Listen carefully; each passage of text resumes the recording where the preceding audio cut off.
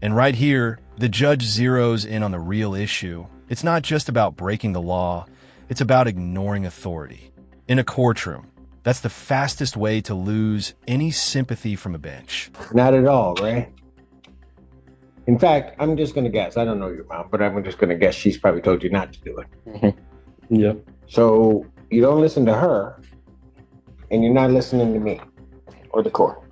You just want to play by your own rules, don't you? No, sir. No, I don't. Because otherwise you wouldn't have done it last night. Hey, man. How old are you? 18 now. When was your birthday? December 21st, 2006. It's my birthday. So we turned 18 this, as I told the court, it was charged originally in a juvenile matter, and then it was dismissed and they recharged as adult.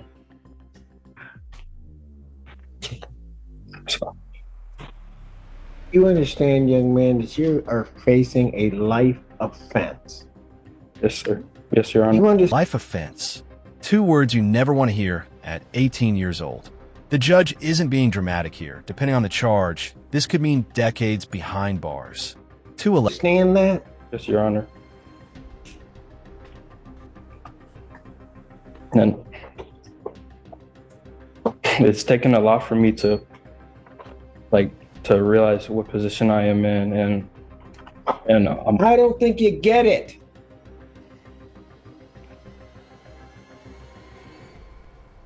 You found yourself in a position where maximum penalty is life or any term of years.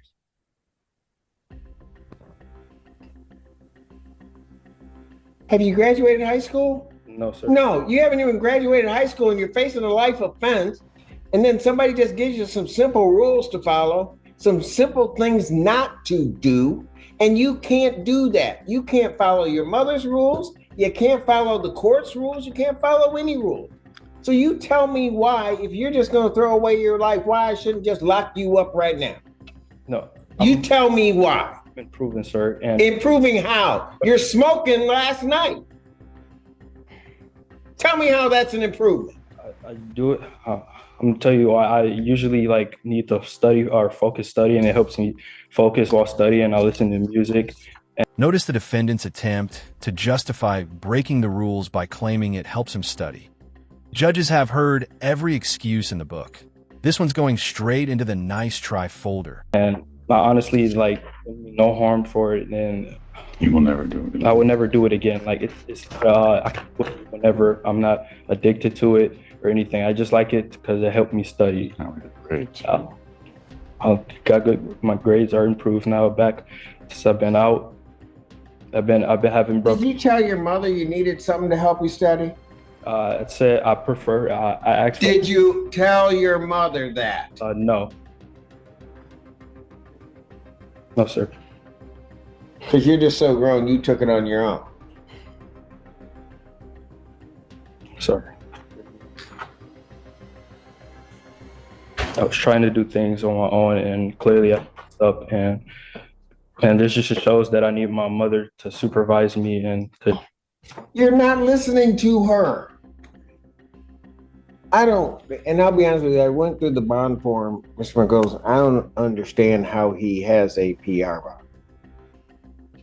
I don't. So the family would not be able to make a high cash bond or a significant money bond. He came to the court with no prior history of any misconduct. He is high school senior, on track to graduate. I explained to the magistrate how the family has all come together to take care of this, help assist this young man through this time. He's on a tether, on house arrest. All he is able to do is go to school and church. And I believe those are the 2 places that he's gone to. Yeah, those are 2 places that I've only been. He is not a risk of committing any offenses, not a risk of... Yes, he is. Any... Because he did it already. It's possible, and not to excuse anything here, Judge, but it's possible that I didn't explain the conditions sufficiently to this young man. How's that feel with your sword in your chest? I don't think I understand the court. That's the attorney basically saying, maybe I didn't explain it well enough. In legal terms, that's falling on your sword, but it doesn't always soften the judge. I don't mind attorneys falling on the sword for their client, but you. this young man is not listening. He is not. He is just going to decide to do things his way. And I think his problem is he's running to the wrong judge to try to do stuff his own way. Understood, Judge. I would suggest that perhaps if he were to test regularly and prove to Your Honor that he does respect the court, does understand what he needs to do. You know, Mr. Margolis, I don't mean to interrupt you. No worries. It's almost not so much about respecting the court, although I do require that. But you know, I'm sitting up there watching on the Zoom screen and I see his mom just standing beside her child. And it's the fact that you don't respect her that is really irritating me. And because of that, you're not even doing the things to respect yourself. You're an 18-year-old kid up here facing life for what? And again, I don't know your mom, but you got these charges come up, you got your mom scared to death. If Your Honor would like to speak with her, she'd be more than happy to talk to the court. Right?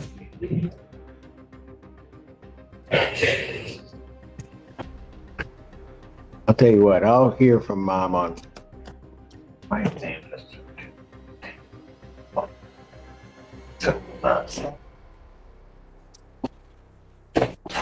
Your Honor, and I probably mentioned this already, but he's in his last semester. My concern is... This is a gut punch moment. The judge points out it's not even about court respect anymore. It's about the defendant's lack of respect for his own mother. That's the kind of line that sticks with a jury or a YouTube audience. Is that if he's detained for long Oh, period. I know. Yeah, I know Your Honor knows. I know. I just wanted to put that out there. And he, You know what? If I don't care about his education, about his life, if he doesn't care, why should I? I think he does care. I think he's just made some mistakes. And He's improved. not listening. He's never talked to you before. Oh, I can tell. Meaning he's listening to you, Judge.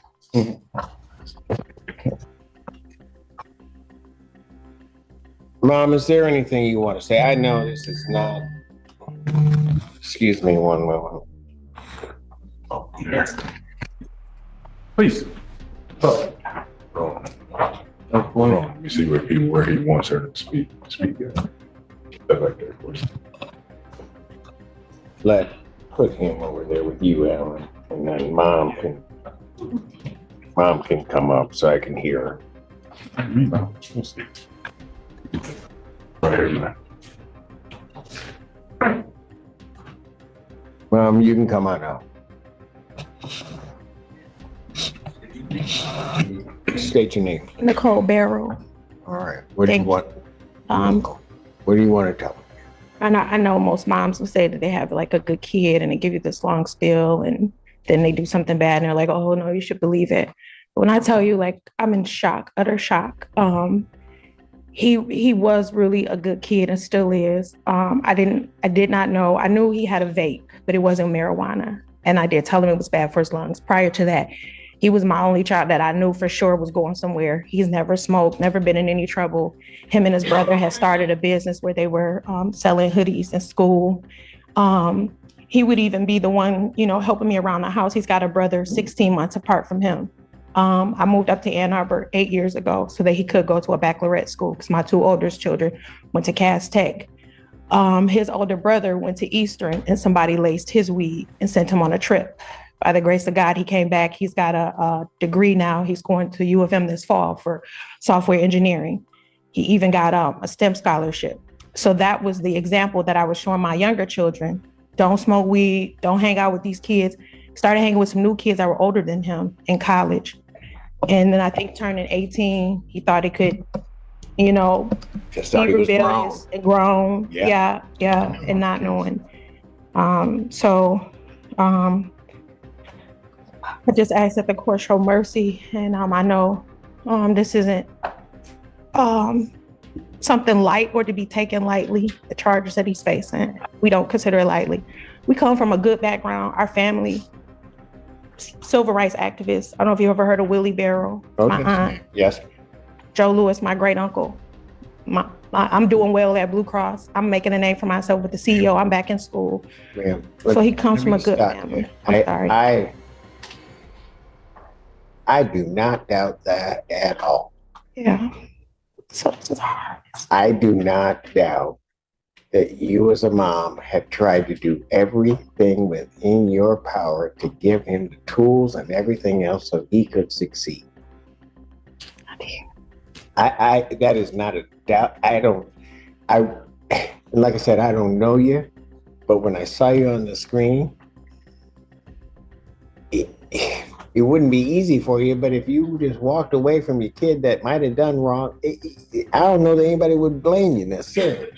You didn't do that. You were standing cheek to cheek with him. Yeah. So understand any decision that I make, it's no reflection on you. Sure. I understand. But what I also understand is I've been doing this long enough to realize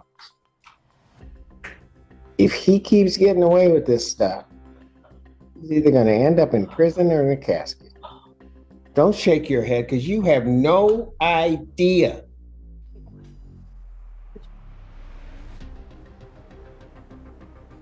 You think you know too much, but I'm going to show you about what you do know. Mom, is there anything else you want to tell me? He thought marijuana was legal and he could do that. And then they didn't tell us the probation. I know it's wrong, but they didn't give us restrictions or to anything to him. And I think he didn't know it because that's what he said coming in. I know it's not helpful.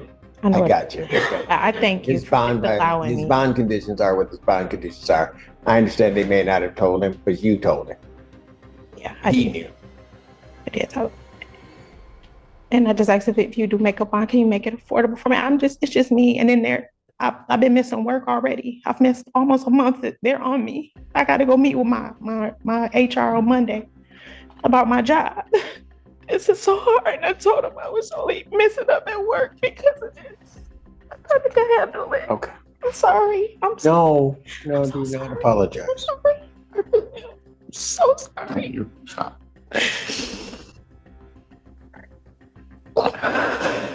What time's your appointment on Monday?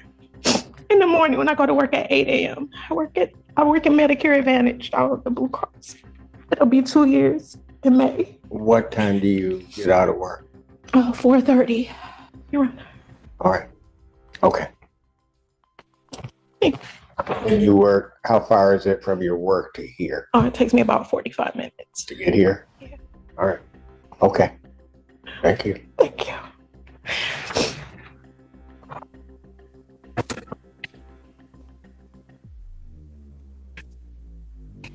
Anything else from either side before I do what I'm going to do?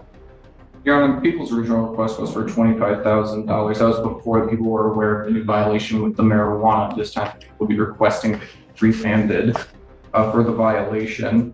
I know the court indicated that I've gone through the bond request form. I know my colleague did a fantastic job outlining all the facts. I did just want to again emphasize the severe injuries and assault that occurred on one of the victims here with the broken nose, chipped tooth. She was bitten her hand as she was trying to fight the defendant for control of the car keys. I think remand is appropriate at this time.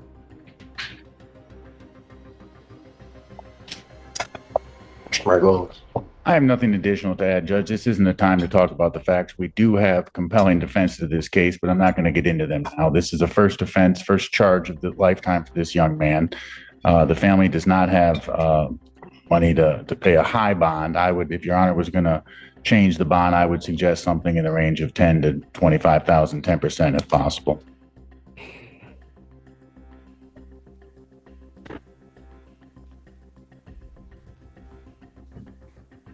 But if I make it higher than that, then family doesn't have it.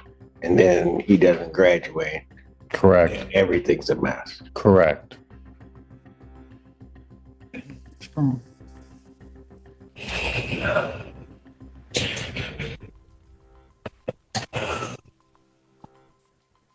Hey, man, anything you want to say? Me. I just want to say that I do learn from my mistakes. I'm getting closer to God. I know I do look at my mistakes, and I know it impacts my family, and I know it impacts my mother, and it really breaks my heart.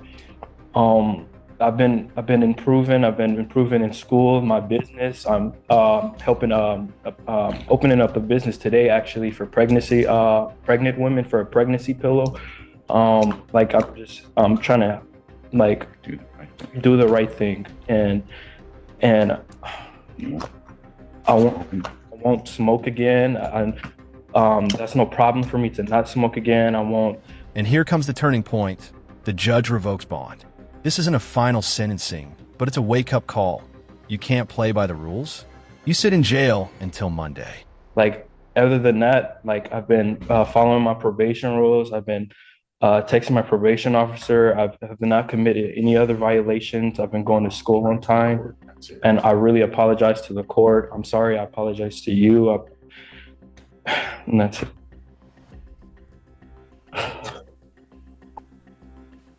You know something? So I'm sitting there listening to your mother. And man, understand something. You will never, ever possess the right to break her heart. You just don't have that right.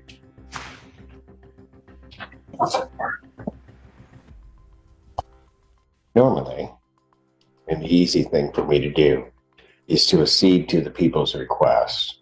If I accede to the people's request, you're not out. You don't graduate. Everything becomes a whole mess. But it also seems that if I let you out, you can't seem to follow the rules or do anything. So what I'm going to do is I'm going to think about it. And I'm going to decide what I want to do. But you're not leaving here today, Mr. Allen.